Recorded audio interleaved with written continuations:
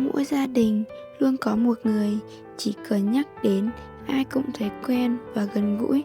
Với con cháu, ông là người không nói nhiều nhưng luôn hiện diện đúng lúc.